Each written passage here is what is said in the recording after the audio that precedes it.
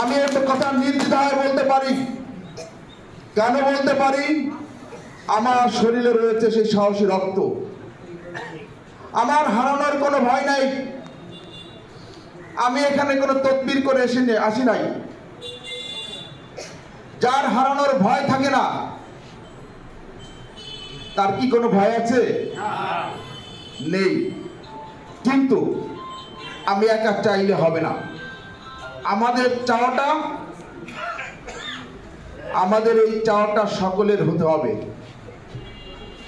সুতরাং আমি মনে করি বাংলাদেশ সরকারের যে চিন্তা চেতনা, যে ভাবনা, নবনির্মিত সরকারের যে দূরদর্শিতা, আমরা সকলে সেই চাওয়া পাওয়াকে বাস্তবায়িত করার জন্য আমরা সকলে একত্রে কাজ করে যাব। যদি অপরাধ মুক্ত না হয়, আমি স্বেচ্ছায় আমার চেয়ার থেকে চলে যাব।